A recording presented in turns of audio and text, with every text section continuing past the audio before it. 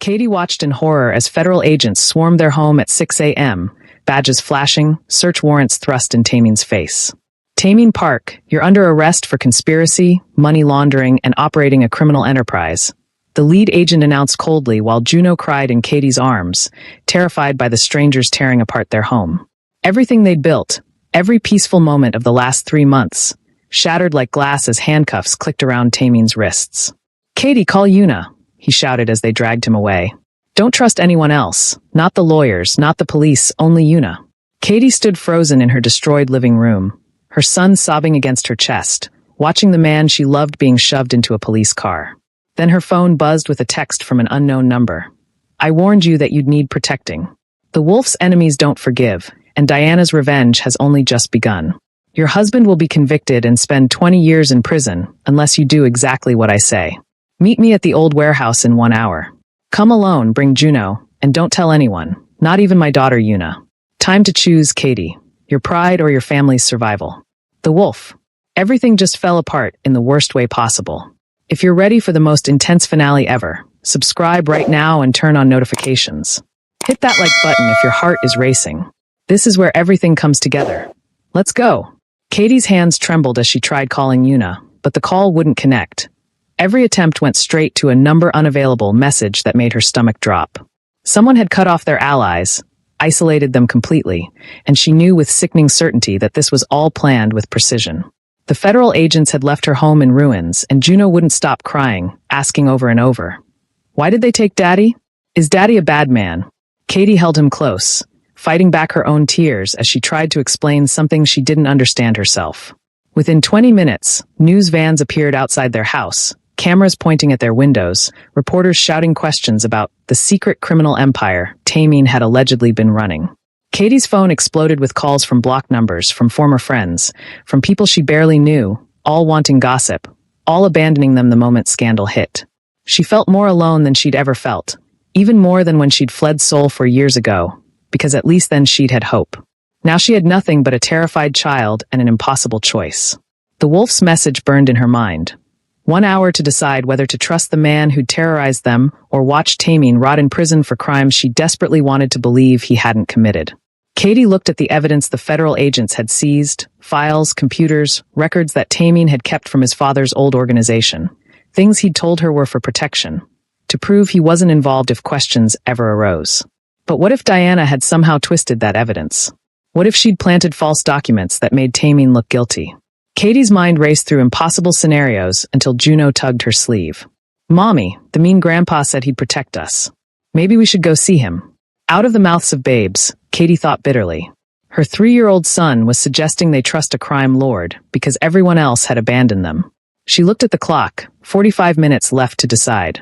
She thought about calling the police, about telling someone where she was going, but the wolf's warning echoed. Don't tell anyone. If she broke that rule and something happened to Tameen in custody, she'd never forgive herself. Katie made the hardest decision of her life. She grabbed Juno, threw essentials in a bag, and headed for the warehouse, praying she wasn't walking her son straight into danger. Katie is about to walk into the wolf's territory with no backup and no plan. But someone has been tracking her phone, and they're racing to stop her before it's too late. Katie pulled up to the warehouse with Juno clutching his stuffed elephant, her heart hammering so hard she thought it might break through her chest. The wolf stood in the entrance, looking older and more tired than she'd ever seen him. And for the first time, she noticed the liver spots on his hands, the slight tremor when he moved. He was just a man, a dangerous, complicated man, but still mortal and aging. "You came," he said, genuine relief crossing his weathered face. "Smart girl. If you'd gone to the police or called anyone, they would have intercepted you. Diana has people everywhere now. In the police department, the federal prosecutor's office, even in Una's organization." Katie's blood ran cold. "Una? What did you do to her?" The wolf's expression darkened. "Nothing. But Diana did. Your sister-in-law was grabbed 3 hours ago by Diana's people. She's being held as insurance to make sure you and Tameen cooperate with the frame-up." He gestured for Katie to follow him inside, where he'd set up a command center with screens showing surveillance footage and documents spread across tables. "Let me show you who really orchestrated your husband's arrest," the wolf said, pulling up security footage from the federal prosecutor's office. Katie gasped as she watched a familiar figure entering through a side door late at night. Mr. Choi, the man they'd trusted, the man who'd supposedly helped them bring down the Wolf's organization. Choi has been working for Diana from the beginning, the Wolf explained bitterly. He wasn't investigating me for the government. He was gathering intelligence for her while pretending to be everyone's ally. The evidence he collected on me? He gave it all to Diana. The case against your husband? Choi built it using real documents from my old organization, but he framed the timeline to make it look like Taemin was an active participant, not a son trying to escape his father's shadow. Katie felt sick, remembering how she'd trusted Choi, how he'd seemed like their savior. But why? She whispered. What does Diana want? The Wolf's next words changed everything. She wants what I took from her 20 years ago, not just revenge, but my grandson. Diana's daughter died 5 years ago in a car accident. She has no heirs, no legacy. When she learned about Juno, she didn't just see leverage, she saw a replacement for everything she lost. She's going to destroy both you and Taemin legally, take custody of Juno as his only suitable guardian through her connections, and raise him as her own heir to both our empires. Diana's plan is more twisted than anyone imagined. She wants to steal Juno and raise him as her own. But the Wolf has a counterplan that will require Katie to do the unthinkable. Katie's world tilted sideways as the Wolf's words sank in. Diana wanted to take Juno, to steal her baby and turn him into something dark and twisted. She looked down at her son playing innocently with toy cars the Wolf had provided, completely unaware that a monster was trying to claim him. Over my dead body, Katie said, her voice shaking with maternal fury. I'll fight her in every court. I'll run away again. I'll do whatever it takes. She will never touch my son. The Wolf nodded approvingly, something almost like respect flickering in his cold eyes. That's exactly the fire I need from you. Because what I'm about to propose will require you to be stronger and braver than you've ever been. He pulled out a chair, gesturing for Katie to sit. Diana has built her case perfectly through legal channels. She's untouchable by conventional means. But she has one weakness, her pride. She thinks she's won, thinks she's outsmarted everyone. We're going to use that arrogance against her. The Wolf laid out his plan, and with each word, Katie's horror grew. You're going to publicly turn against Taemin. You're going to file for divorce, claim you were deceived by him, take Juno and appear to flee back to America in disgrace. Diana will intercept you. I'll make sure of it, and you're going to let her think she's convinced you to work with her. Katie shot to her feet. You want me to pretend to betray my husband and hand my son over to that woman? Are you insane? The Wolf's voice remained calm. You won't be handing Juno over. You'll be wearing a wire, gathering evidence of her conspiracy, her admission of framing Taemin, everything we need to destroy her legally. And I'll have my people tracking you every second, ready to extract you the moment we have what we need. He leaned forward, his eyes intense. This is the only way, Katie. Diana won't confess to the police or federal agents. They're already in her pocket. But she'll brag to you, the broken woman she's defeated, because villains always need to gloat. 3 days. Give me 3 days of playing her game, and I'll give you back your husband, your freedom, and your family's safety forever. Katie looked at Juno, then at the monster offering to save them, and realized she was about to make a deal with the devil himself. Katie must become an actress in the most dangerous performance of her life. But someone close to them has discovered where she is, and they're about to complicate everything. Before Katie could respond to the Wolf's plan, the warehouse door exploded open, and Una burst in, bloodied, furious, and pointing a gun directly at her father's head. Step away from her, old man, Una snarled, her elegant clothes torn, a cut across her cheek still bleeding. I escaped Diana's people 20 minutes ago, tracked Katie's phone, and I swear to God if you've hurt her or my nephew, I'll finish what I should have done years ago. The Wolf didn't even flinch, just sighed like a tired parent dealing with a rebellious teenager. Lower the gun, daughter. I'm trying to save them, not hurt them. Una laughed bitterly, moving closer to Katie and Juno protectively. Save them? You don't save people. You use them, manipulate them, and destroy them when they're no longer useful. Katie, grab Juno and get behind me. We're leaving right now. But Katie surprised everyone, including herself, by stepping forward and gently pushing Una's gun toward the ground. Wait. Just wait and hear what he has to say. The betrayal on Una's face cut deep as she stared at Katie like she'd lost her mind. Are you seriously trusting him? After everything he's done? After he threatened you? After he tried to take Juno? Katie's voice was steady despite her shaking hands. I don't trust him, Una. But right now, he's the only one with a plan to save Taemin and stop Diana. She has people in the police, the prosecutor's office. She even had Mr. Choi working for her from the beginning. We can't fight her through normal channels. Yuna's gun slowly lowered as she processed this information, her sharp mind already calculating. Choi was dirty? That snake. I knew something felt off about him. She turned to her father, and the hatred in her eyes was matched only by the desperate love for her brother. Fine. I'll hear your plan. But if this is another manipulation, if you're using Katie and Juno as pawns in some game, I'll kill you myself, father or not. The wolf actually smiled, genuine warmth breaking through his cold exterior. That's my daughter, suspicious, fierce, and absolutely right to threaten me. Now sit down, both of you, because we have 72 hours to destroy Diana Volkov, save my son, and somehow convince the federal government that they've arrested an innocent man. And Katie, what I'm about to ask you to do will require acting skills you didn't know you had and courage that terrifies even me. The unlikely alliance is formed, but the plan is more dangerous than Katie imagined. As she prepares to face Diana, Taemin is discovering something horrifying in prison. Diana's reach extends even behind bars. In a federal holding cell across the city, Taemin sat with his head in his hands, trying to process how his life had fallen apart in hours. His lawyer, a stranger appointed by the court because his own attorney had mysteriously withdrawn, had just left after delivering devastating news. The evidence against him was overwhelming, bail was denied, and he was looking at 20 years minimum if convicted. But what terrified Taemin most was the guard who'd whispered to him during the cell check. Diana Volkov sends her regards. Your wife and son will be well taken care of once you're gone. The threat was clear. Diana had people inside the prison, and Taemin was completely vulnerable. A fight broke out in the common area during dinner, and in the chaos, 2 inmates grabbed Taemin, dragging him toward the showers where cameras conveniently had blind spots. Nothing personal, one of them muttered. Just business. The Russian lady pays well. Taemin fought desperately, but he was outnumbered, exhausted, and they had weapons, sharpened plastic that could kill just as easily as steel. Just as the blade was about to strike, the prison alarm blared, and guards flooded the area with a speed that seemed almost supernatural.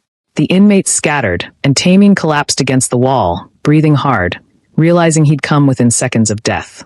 Later, back in his cell, a different guard slipped him a burner phone through the food slot. You have 2 minutes, the guard said quietly. Compliments of the wolf. Taemin's hands shook as he dialed Katie's number, and when she answered, her voice was the most beautiful sound he'd ever heard. Taemin. Oh my God, are you okay? I heard there was an incident. Katie, listen to me carefully, he interrupted, his voice urgent and raw. Diana has people in here trying to kill me. I won't survive 3 days, let alone a trial. Whatever plan my father has, whatever you're doing, it needs to happen now. He could hear her crying on the other end, and it broke his heart. I love you. I love Juno. And if something happens to me, promise me you'll take our son and run as far as you can. Don't try to fight Diana, just survive. Katie's voice came back fierce through her tears. Nothing is going to happen to you. Your father, Yuna, and I have a plan, and in 72 hours, you're going to walk free. I promise you, Taemin. I'm going to save you the way you've saved me. The line went dead as the 2 minutes expired, and Taemin sat in his cell, clinging to his wife's promise like a lifeline in the darkness. Taemin's life hangs by a thread while Katie prepares for the most dangerous performance of her life. The plan begins tomorrow, and one wrong move could destroy everything. Katie stood outside the federal courthouse the next morning, photographers and reporters swarming like vultures as she clutched a tearful Juno and read from a prepared statement that tasted like poison on her tongue. I trusted Taemin Park completely. I believed he was a legitimate businessman trying to escape his father's criminal legacy. I was wrong, and I was a fool. Her voice cracked convincingly. It wasn't hard to sound devastated when she was actually terrified. For the safety of my son, I'm filing for divorce and returning to America immediately. I want nothing to do with the Park family or their blood money. The cameras flashed relentlessly as she pushed through the crowd toward a waiting car, and she knew Diana was watching somewhere, seeing exactly what the wolf wanted her to see. A broken woman, defeated and alone. What the cameras didn't catch was the tiny wire taped under Katie's clothes, or the tracker sewn into Juno's stuffed elephant. The performance had begun, and there was no turning back now. Katie had barely reached her hotel, deliberately chosen for being low budget and vulnerable, when her phone rang from an unknown number. Mrs. Park, or should I say Ms. Mitchell now that you're divorcing? Diana's smooth, accented voice sent chills down Katie's spine. That was quite a performance at the courthouse. Very convincing. I almost believed you. Katie forced steel into her voice, channeling every ounce of anger and betrayal she'd ever felt. It wasn't a performance. I married a liar, and my son almost got caught in the crossfire of his family's criminal empire. I'm done. Diana laughed, a sound like silken razors. Of course you are. Which is why I'd like to meet with you, woman to woman, mother to mother. I have a proposition that could benefit us both. Financial security for you, safety for your son, and justice for the lies Tameen told you. Katie's heart hammered, but she kept her voice steady. I'm listening. Good, Diana purred. There's a cafe on 5th Street. Meet me there in 1 hour. Come alone, bring Juno. I'd love to meet the child at the center of all this drama. And Ms. Mitchell? Don't do anything foolish like involving the police. I'd hate for your cooperation with Tameen's father to become public knowledge. Yes, I know about your little meeting at the warehouse yesterday. I know everything. Diana knows about the wolf's involvement, but does she know about the wire? Katie is walking into the lion's den with her son, and one slip could be fatal. The cafe was elegant and private, with Diana sitting in a corner booth like a queen holding court, her platinum hair perfect, her smile warm and completely fake. When Katie approached with Juno's hand gripped tightly in hers, Diana's eyes softened in a way that made Katie's skin crawl. The woman was looking at her son like he was a prize to be won. Ms. Mitchell, thank you for coming. And this must be Juno, Diana said, her voice honey-sweet as she gestured to the empty seats. I ordered him hot chocolate with extra marshmallows. All children love marshmallows, don't they? Juno looked up at Katie uncertainly, and she nodded, letting him slide into the booth while every maternal instinct screamed at her to grab him and run. Diana watched them with calculating eyes, and Katie knew she was being evaluated, tested, sized up like prey. You're braver than I expected, Diana said quietly once Juno was distracted with his drink. Most women would have run screaming after what you've been through. But you're still here, still fighting.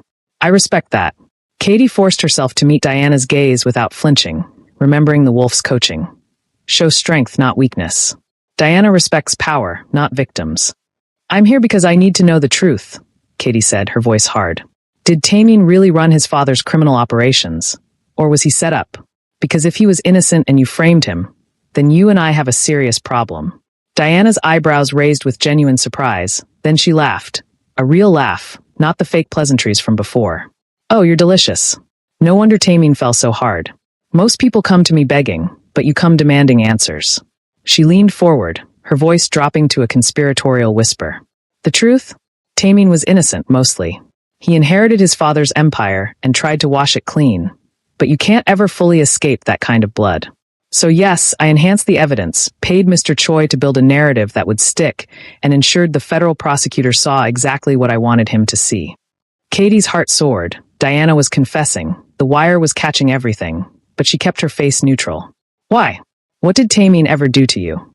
Diana's expression darkened, genuine pain flickering across her perfect features. He did nothing, but his father took everything from me, my brother, my family's honor, millions of dollars. And when I finally had the wolf cornered at that warehouse, he escaped like smoke. So I adapted. If I can't destroy the father, I'll destroy the son and take what matters most to him, his legacy.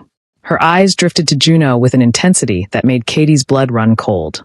That beautiful boy is the future of two powerful empires, and I'm going to raise him to be greater than both his grandfather and his father ever were. Diana has confessed everything, but now she's making her real move, and it involves taking Juno permanently. Katie must think fast as the wolf's plan enters its most dangerous phase. Diana signaled to someone outside, and two large men entered the cafe, positioning themselves near the exits, not threatening, but unmistakably blocking any escape route. Katie's hand instinctively reached for Juno, pulling him closer, and Diana noticed with an approving smile. Relax, Ms. Mitchell. I'm not kidnapping anyone yet. I'm making you an offer that actually benefits everyone involved. She slid a folder across the table, and Katie opened it with trembling fingers to find legal documents. Divorce papers already filled out, custody agreements giving Diana guardianship of Juno, and a bank statement showing an account with $10 million. Here's what's going to happen, Diana said calmly, as if discussing a business transaction instead of destroying a family. You sign those papers right now. You give me legal custody of Juno, take the money, and disappear. Europe, South America, anywhere you want to start fresh. In exchange, I'll provide evidence that clears Tameen of the most serious charges. He'll still serve time, maybe 5 years instead of 20, but he'll survive and eventually rebuild his life. Katie stared at the papers, her vision blurring with tears. You're asking me to sell my son. Diana's expression hardened. the warm facade cracking to reveal the cold predator beneath. I'm offering you a choice that most mothers in your position don't get. Sign the papers, and Juno grows up in luxury with the best education, the best opportunities, becoming powerful beyond imagination. He'll know you loved him enough to give him that life. Refuse, and Taming dies in prison. I have people there who will make it look like a gang killing. Then I'll use my legal connections to prove you're an unfit mother. No job, no stability, connected to criminal organizations through marriage. I'll get custody anyway, but you'll get nothing except the knowledge that your stubbornness killed your husband and cost you your son. Katie looked at Juno, who was playing with his elephant, humming a little song, completely innocent and unaware. Every fiber of her being screamed to fight, to refuse, but she remembered the wolf's words. Get her to say everything, get her confident, make her think she's won. Katie picked up the pen with shaking hands, and Diana's smile grew triumphant. Smart girl. Once you sign, Juno comes with me today. Clean break is best for everyone.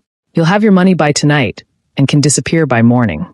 Katie's hand hovered over the signature line, and she looked up at Diana with tears streaming down her face. Before I sign, I need to know one thing. Did you ever really help us at the warehouse, or was that part of the plan too? Diana leaned back, completely relaxed now that she thought victory was assured. Oh, that was real. I did want the wolf dead back then. But when he escaped and I lost that opportunity, I realized I could achieve something even better. Take his legacy, corrupt his grandson into my own heir, and make him watch from whatever hole he's hiding in as I turn his bloodline against everything he built. The ultimate revenge isn't death, it's perversion of everything someone loves. Diana has revealed her complete plan on tape, but she's demanding Katie sign away Juno right now. The wolf's people are in position, but can they move fast enough? Katie's hand trembled over the signature line, the pen hovering, her heart breaking into a million pieces as she looked at her innocent son one last time. Then she did something Diana never expected. She smiled, dropped the pen, and spoke clearly into the wire hidden under her clothes. Did you get all that? Every word.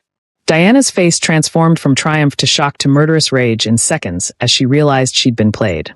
The cafe's lights suddenly cut out, plunging everything into darkness, and Katie heard Diana scream. Kill her.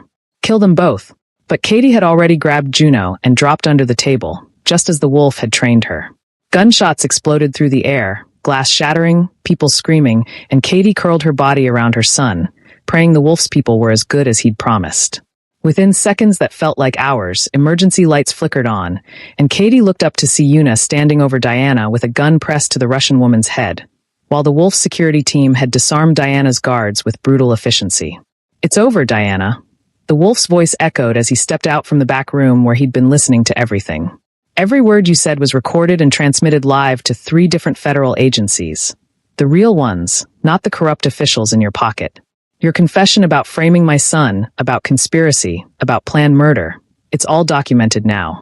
Diana's face was a mask of pure hatred as federal agents swarmed the cafe, but she locked eyes with Katie with a final chilling promise.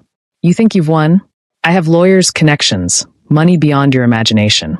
I'll be out in a year, and when I am, that boy will be mine. I'll haunt you for the rest of your life. Katie stood up slowly, still holding Juno, who was crying from fear, and she walked right up to Diana with a strength she didn't know she possessed. You're wrong. You already lost the moment you underestimated a mother's love. I walked into your trap. I let you think you'd beaten me, and I wore your arrogance like armor. You wanted to corrupt Juno? He'll never even remember your name. As federal agents handcuffed Diana and read her rights, Katie finally allowed herself to breathe, to believe that maybe, just maybe, they'd actually survived. The wolf approached quietly, his expression softer than she'd ever seen it. You did well, daughter-in-law. Better than I expected. My son chose wisely when he chose you. But before Katie could respond, Una's phone rang with news that made everyone freeze. Taming's been stabbed in prison. He's in critical condition at the hospital. It's bad, you need to come now. They defeated Diana, but her revenge reached Taming before they could save him. Now Katie must race to the hospital, praying she hasn't won the war only to lose the man she loves. Katie burst through the hospital doors with Juno in her arms, the wolf and Una running behind her, all of them desperate to reach Taming before it was too late. A doctor intercepted them outside the ICU, his face grave and exhausted. Mrs. Park, your husband was stabbed 3 times, once in the abdomen, twice in the chest. We've operated for 4 hours, stopped the internal bleeding, but the next 24 hours are critical. He's lost a lot of blood, and his body is fighting hard. You can see him, but he's unconscious and may not wake for days, if at all. Katie felt her legs give out, but the wolf caught her, holding her steady with surprising gentleness. He's strong, the old man whispered, his own voice cracking with emotion. My son is a fighter. He'll come back to you. They let Katie into the ICU first, alone with Juno, and the sight of Tamine, pale as death, tubes everywhere, machines beeping steadily, made her want to scream. Juno started crying, reaching for his father. Daddy's sleeping, baby, Katie whispered through her tears. Daddy's just very, very tired and needs to rest. Katie spent the entire night at Tamine's bedside, holding his hand, whispering everything that had happened. How they'd caught Diana, how the charges against him were being dropped, how they were finally free. You have to wake up, she begged, pressing his hand to her tear-stained cheek. You have to come back to us. Juno needs his father. I need my husband. We didn't survive all of this just to lose you now. Hours passed with no response, just the steady beep of the heart monitor that was both reassuring and terrifying. The wolf stood outside the ICU window, watching his unconscious son with an expression of raw grief Katie had never thought him capable of feeling. Una stood beside her father, and for the first time in their lives they held hands, united in fear and love for Tamine. As dawn broke over the hospital, something miraculous happened. Tamine's fingers twitched in Katie's hand. Then his eyes fluttered open, unfocused and confused, but open. Katie, he whispered, his voice like sandpaper, and Katie sobbed with relief. I'm here. I'm right here, and you're going to be okay. Diana's arrested, the charges are dropped, and we're going home, baby. We're finally going home. Tamine's lips curved into the faintest smile before exhaustion pulled him back under. But this time it was healing sleep, not the darkness of near death. The doctor confirmed he was stabilizing, and Katie finally allowed herself to believe they'd made it through the nightmare. Tamine is alive and recovering, but the ordeal has changed them all forever. As they prepare to rebuild their lives, one final revelation will reshape their family in ways nobody expected.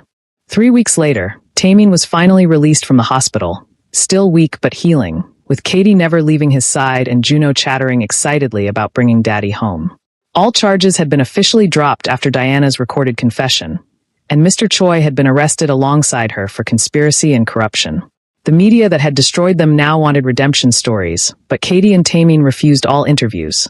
They just wanted peace, privacy, and time to heal as a family. What surprised everyone was the wolf's quiet presence through it all. He'd paid for the best doctors, arranged for security at the hospital, and had even bought toys for Juno, slowly trying to build a relationship with the grandson he'd threatened months before. On their first night home, there was a knock at the door, and Katie opened it to find the wolf standing there awkwardly, holding a wrapped present. May I come in? He asked, and something in his voice, vulnerable and uncertain, made Katie step aside. Tamine was resting on the couch when his father entered, and the tension between them was thick enough to cut. The wolf sat down carefully, keeping distance, respecting boundaries for perhaps the first time in his life. I came to say goodbye, he said quietly, and both Katie and Tamine looked shocked. The federal investigation into Diana uncovered too much about my past activities. I'm not going to prison. I made deals, provided information, but I can't stay in Seoul. I'm retiring, truly retiring this time, to a small island where I've bought a house. No empire, no power plays, just an old man living out his days. He looked at Tamine with eyes that glistened with unshed tears. I've been a terrible father. I chose power over love, fear over trust, and I nearly destroyed the best thing I ever created. You. I don't expect forgiveness, don't deserve it, but I wanted you to know that watching you fight for your family, watching Katie's courage, watching that little boy's innocent love, it changed something in me that I thought died decades ago. The wolf pulled out legal documents and handed them to Tamine. Every legitimate business I own is now yours, transferred legally, cleanly, no strings attached. Build the empire you've always dreamed of, the one based on honor instead of fear. And maybe, if you're willing, let me visit once a year. Let me know my grandson. Let me try to be something better than the monster I've been. Tamine stared at the papers, then at his father, and slowly nodded. Once a year. On Juno's birthday. You come, you bring presents, you act like a normal grandfather, and if you ever threaten my family again, you'll kill me yourself, the wolf finished with a sad smile. I know. And I deserve it. The wolf is leaving, but his shadow has lifted from their lives forever. As Katie and Tamine rebuild, one final surprise awaits.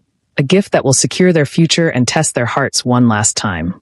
6 months later, Katie stood in the doorway of Juno's new bedroom in their beautiful house. Not a mansion, just a warm, comfortable home filled with laughter and love. watching Tameen read their son a bedtime story.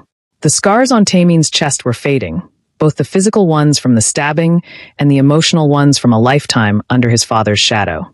They'd rebuilt Tameen's businesses legitimately, hired ethical people, and created something they were genuinely proud of. Una visited every week, finally having the brother-sister relationship she'd always wanted, and even sent photos to the wolf on his island, slowly building bridges that had been burned for decades. Life wasn't perfect, but it was theirs, and it was real. As Katie watched her husband kiss Juno goodnight, her hand instinctively moved to her stomach where a secret was growing. A secret she'd only confirmed that morning. She was pregnant again, and this time there would be no running, no fear, no danger. Just love and family and the peaceful future they'd fought so hard to claim. Later that night, after Juno was asleep, Katie told Tameen about the baby, and his reaction was everything she'd dreamed. Tears of joy, gentle kisses, whispered promises of the father he'd be to both their children. "We made it," he whispered against her hair. "After everything, your disappearance, my father, Diana, prison, nearly dying, we actually made it to the other side." Katie smiled, thinking about the terrified girl who'd fled Seoul for years ago, and the strong woman she'd become. "We made it because we never gave up on each other, even when giving up seemed like the only option." Her phone buzzed with a message, and when she opened it, she found a photo from the wolf on his island. Him sitting on a beach at sunset, looking more peaceful than she'd ever seen him, with a caption that simply read, "Thank you for saving my son, and for teaching an old wolf that family is the only empire worth building. See you on Juno's birthday. Grandfather." Katie showed Tameen, and they both smiled, realizing that sometimes the most broken people can find redemption, and the darkest stories can have happy endings. As they held each other that night, Katie thought about everything they'd survived. The lies, the danger, the heartbreak, and knew with absolute certainty that their love was stronger than any threat, any empire, any force in the world. They were finally truly home. Wow, what a journey! From Katie running away pregnant to facing the wolf, defeating Diana, and finally finding peace. This family fought through everything. Now it's your turn. Do you think the wolf truly changed, or will he eventually return to his old ways? Should Katie and Tameen let him be part of their children's lives, or is it too dangerous? And what do you think will happen when their new baby is born? Will it be a boy or girl? Leave your thoughts in the comments. If this story touched your heart, smash that like button and share it with everyone who loves epic K-drama romance. Subscribe for more emotional stories that will keep you on the edge of your seat. Thank you for going on this incredible journey with Katie, Tameen, and their family. Until next time, remember, true love is worth fighting for, no matter how impossible it seems.